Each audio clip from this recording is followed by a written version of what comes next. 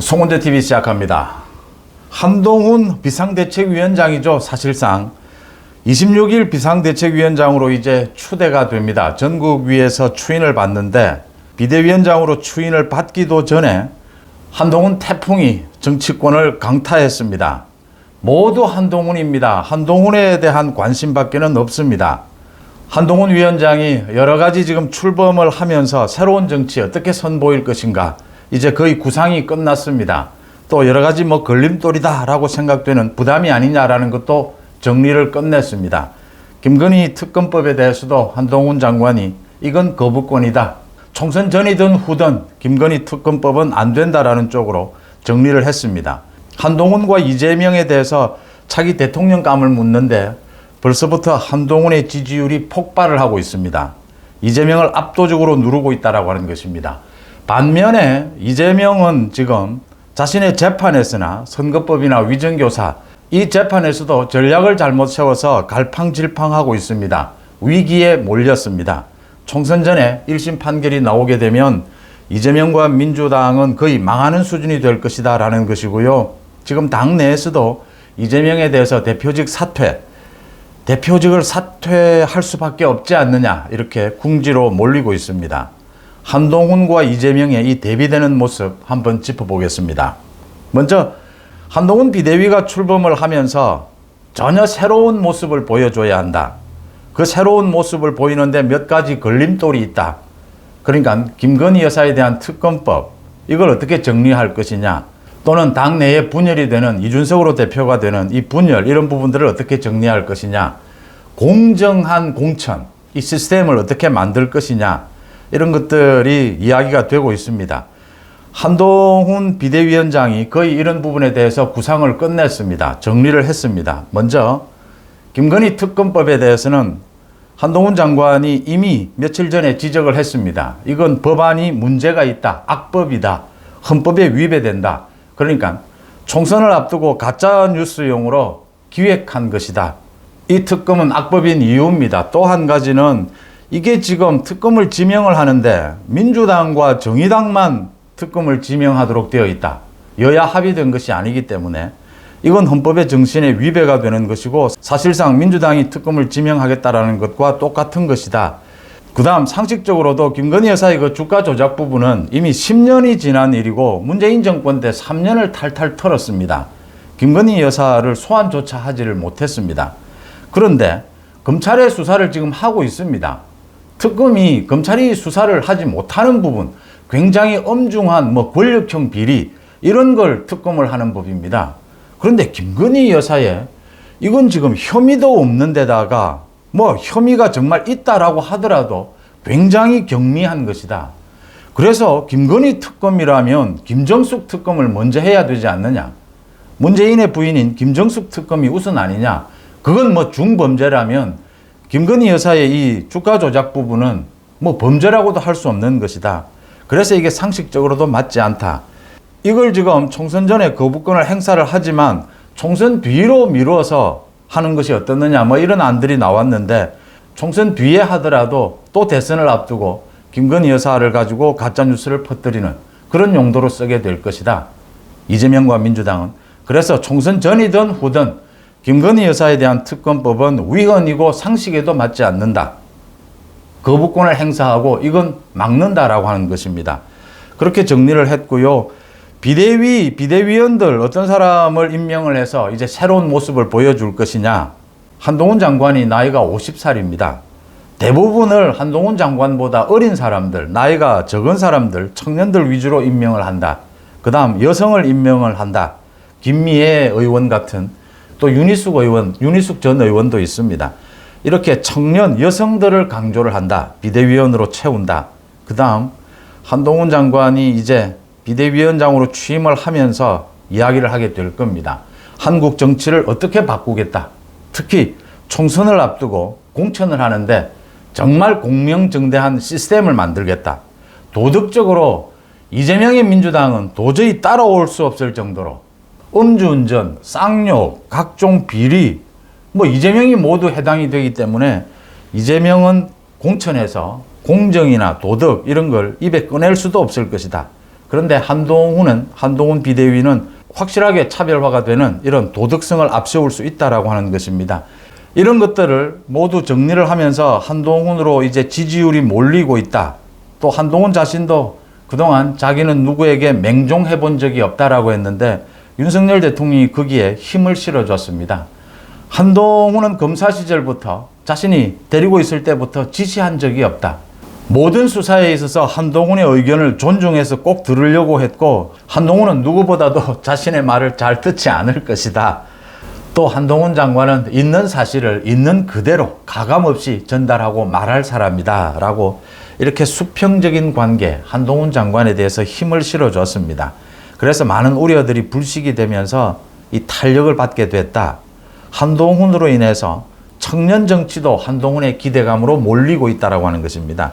그래서 이준석을 비롯한 그 일부의 이 분당 세력들도 의미가 더 없어졌다. 존재감이 더 없어졌다라고 하는 겁니다. 이준석은 지금 곧 이제 탈당을 하겠다라고 하는데 같이 나갈 사람이 거의 없어지고 있습니다. 천하용인도 거의 대부분이 지금 탈당하지 않겠다 이준석과 이런 의사를 펼치고 있습니다. 이런 가운데 어제 발표가 됐습니다. 한국여론평판연구소입니다. 지난 20일부터 21일까지 전국의 1,006명을 대상으로 ARS 조사를 한 결과입니다. 차기 대통령감 한동훈과 이재명 두 사람만 넣어봤습니다. 제가 일전에 이 한동훈과 이재명을 이렇게 1대1로 붙이게 되면 이게 굉장히 한동훈이 앞서게 될 것이다. 또 최근 들어서 이 보수 우파 쪽에서 한동훈에게 지지율이 몰리는 이런 경향을 보여주고 있습니다. 그 결과가 나온 것입니다. 한동훈 45%, 이재명 41%입니다. 특히 수도권을 중심으로 해서 수도권, 충청권에는 한동훈 장관이 10% 이상 압도적으로 이재명을 앞섭니다. 수도권에서 이재명을 이야기하는 사람은 없다라고 하는 것입니다.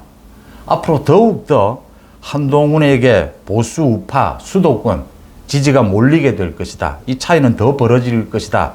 이렇게 예상이 됩니다. 정당 지지도는 국민의힘 43%, 민주당은 35%였습니다. 국민의힘 한동훈 비대위의 가장 중점 과제가 무엇이냐? 공정하고 투명한 공천 시스템이다 라고 했습니다. 거의 절반 가까이가 공정하고 투명한 공천 시스템을 꼽았습니다. 이 요구에 한동훈이 부합하게 될 것이다.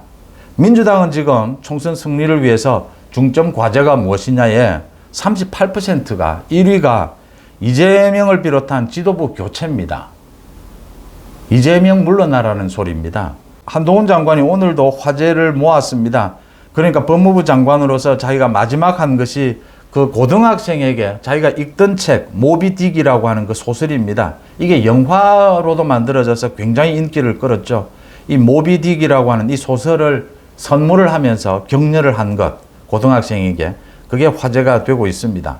모비딕 그 어마어마한 고래 이름입니다. 영화가 인기가 있었습니다.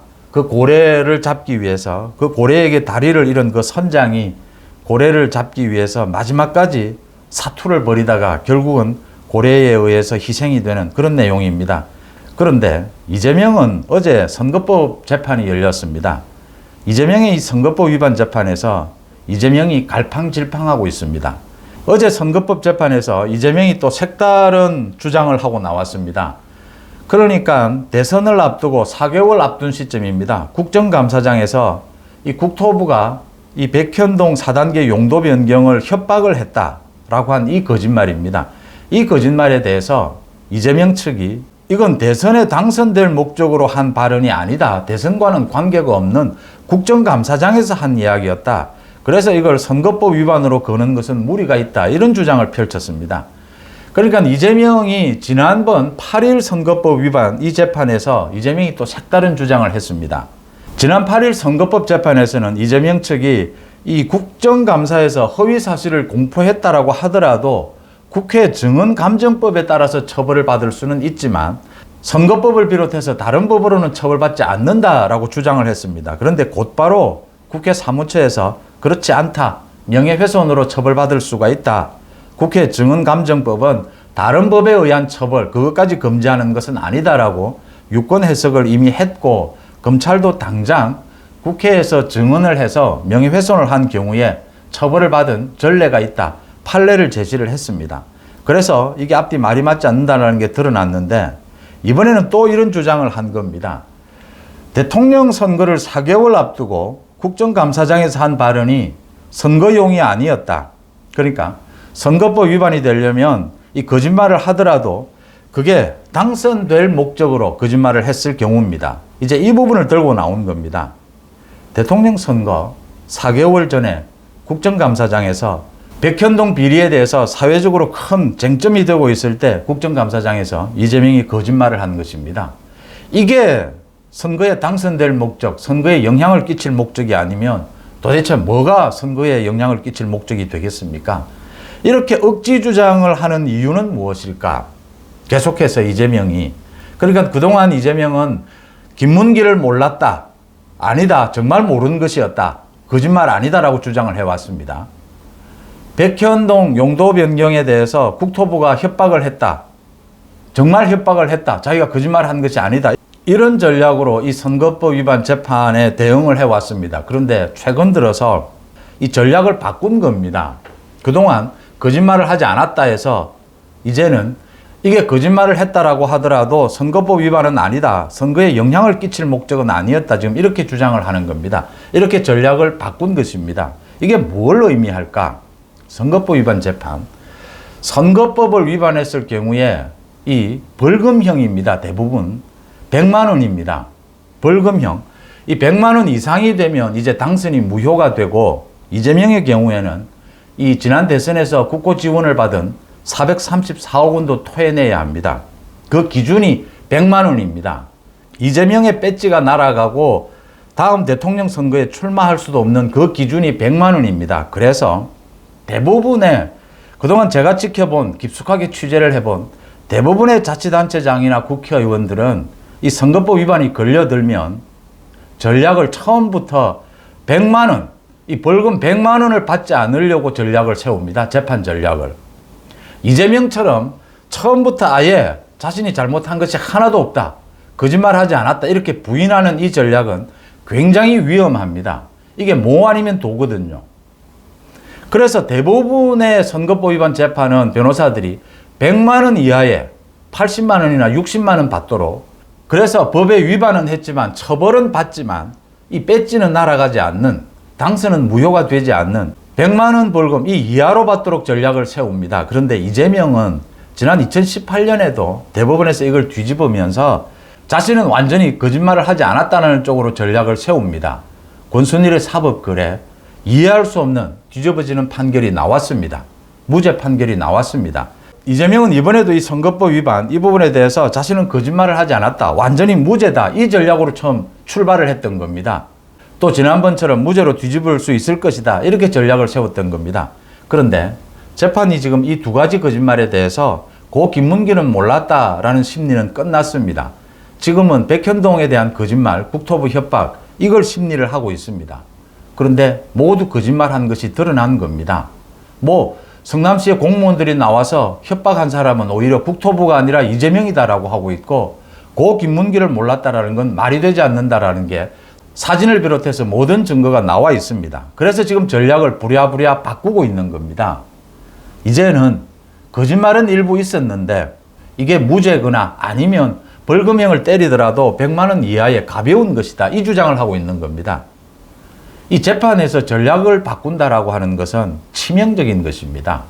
앞으로 선거법 위반 재판, 이 재판 속도도 빨라지게 될 것이고 이제 쟁점이 모두 해결이 됐다라는 걸 의미를 합니다.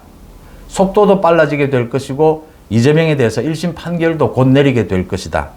이재명이 이렇게 선거법 위반 재판에 오락가락 대응을 하면서 자신이 거짓말한 것도 인정한 셈이 됐고, 이게 지금 100만 원 이상의 벌금형이 때려질 가능성도 더 높아졌다라고 하는 것입니다. 또 한 가지는 이재명의 위정교사 재판입니다.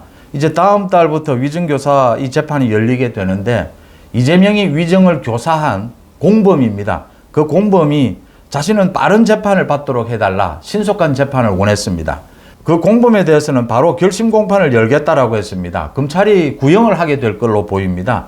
재판부에서 그렇게 결정했다라고 하는 것은 이 위정교사가 들여다볼 내용이 거의 없다, 너무나 간단하다, 지금 이재명이 거짓말을 한 건 녹취록이 모두 나와 있습니다.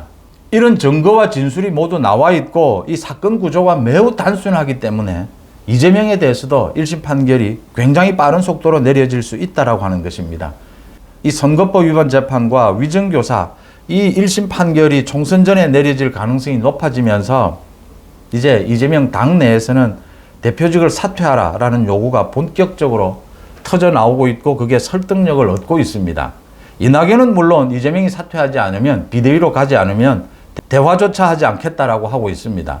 이걸 중재해 보기 위해서 지금 총리를 지냈던 김부겸이 이재명을 만나고 문재인을 만나고 이재명을 좀 위주로 해서 이 민주당의 분당을 막아보기 위해서 뛰고 있는데, 그러니까 이재명이 주장하는 건 이겁니다.